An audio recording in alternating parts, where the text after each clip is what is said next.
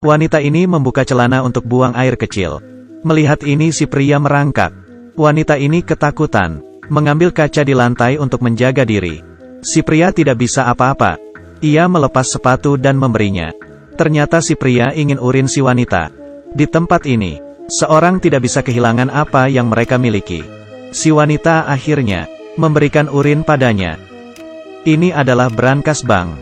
Si pria sudah terjebak di sini selama 4 hari. Hari pertama ia terbangun, melihat tikus mati. Mayatnya saja, menemukan dirinya berada di brankas bank. Ia melihat tanggal 1 April jam 9:32 di jamnya. Bukankah tanggal 1 itu April Mop? Apakah rekan kerjanya bercanda dengannya? Ia mau membuka pintu brankas, tapi tidak bisa. Kemudian ia mengeluarkan handphone untuk menelepon. Tidak ada sinyal. Melihat sekeliling, ada sebuah loker yang terkunci. Ia mendekatinya. Seekor lalat terbang keluar dan menakutinya. Kemudian ia meninggalkannya. Ia berdoa agar ada yang menolongnya. Pasti ada sebuah kamera. Ia mulai melihat sekeliling mencari kamera. Tapi tidak ada sama sekali. Baiklah, berarti masalah ini serius. Aku akan bermain dengan kalian. Ia berkata demikian. Kemudian ia menyesal. Hari kedua, ia terbangun. Seekor lalat terbang ke mulutnya. Ia melihat jam. Masih terperangkap di sini. Ia kehausan. Tak ada pilihan harus meminum air kencing sendiri. Ia mengeluarkan sepatu dan buang air kecil. Kemudian meminumnya. Sembari menggertakkan gigi. Setidaknya hausnya hilang. Ia melihat lampu LED di atasnya ada kunci. Ini adalah petunjuk. Ia berhasil mengambil kuncinya. Tapi mana gemboknya? Di loker. Ia perlahan bergerak ke loker. Ada apa di dalamnya? Ia mencoba membukanya. Setelah membukanya, di dalamnya ada oksigen dan tabung gas. Kemudian palu dan pahat. Ia menggunakan tangki gas itu. Membuat las api. Sekarang ia merasa lebih baik. Menyemburkan las itu ke sprinkler air. Tapi tidak ada air yang keluar. Dengan cepat ia mencoba membuka pintu dengan las. Tapi sia-sia. Dia merasa putus asa, menyalurkan rasa kesal ke loker. Mengenai sprinkler lagi. Ternyata memang tidak ada air. Merasa dirinya dijebak. Ia menenangkan diri, menganalisa masalah dengan hati-hati. Tidak ada air dan tidak ada makanan. Tidak ada jalan keluar. Apa tujuan ia dikurung di sini? Ia melihat sebuah lubang. Ini adalah petunjuk juga. Ia mengambil palu dan pahat untuk mulai menggali. Ia sadar, seberapa tebal dinding dari brankas ini. Akhirnya membuat lubang. Mengeluarkan banyak tenaga dirinya. Ia kehabisan napas.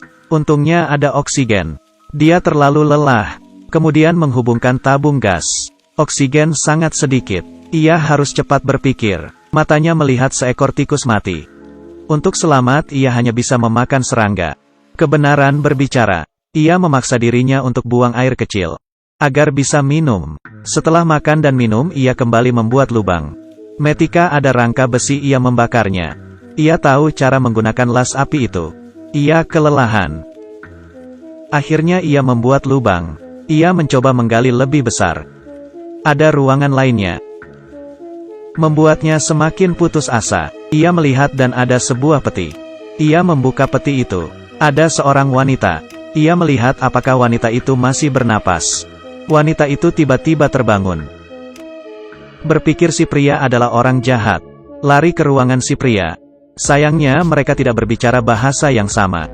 Tidak bisa berkomunikasi. Orang ini bernasib sepertinya. Ia tersenyum pahit.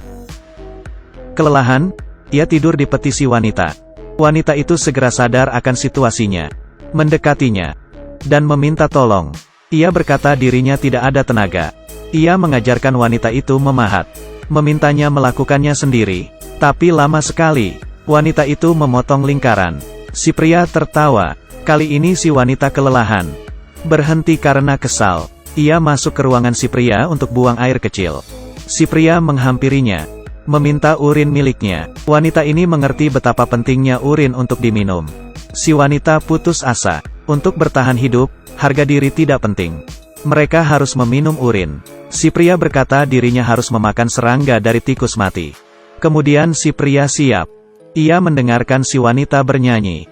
Dengan si wanita, si pria menjadi lebih baik dan tidak cepat lelah. Kemudian mulai memahat lagi.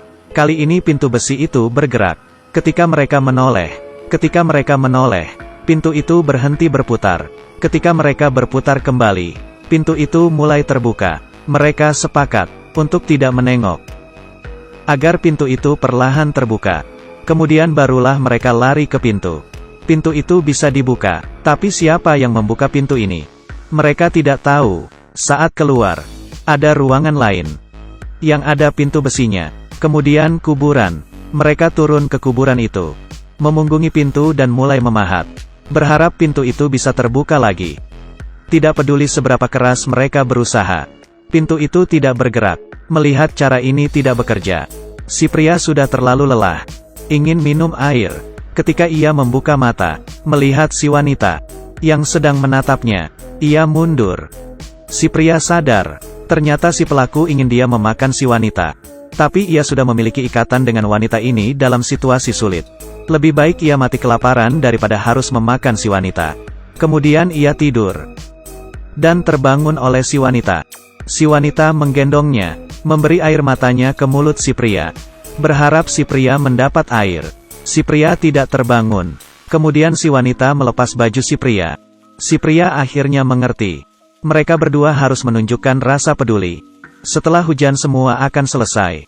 Tidak tahu sudah berapa lama, mereka terbangun karena suara pintu. Mereka berdua menggunakan tenaga terakhir mereka, berjalan ke pintu. Pintu terbuka. Ada surga dengan rumput bunga. Sangat berbeda dengan brankas besi. Ini seperti dunia yang tidak berada di bumi. Beberapa orang berkata dari peti dan kuburan. Si wanita adalah mayat di peti.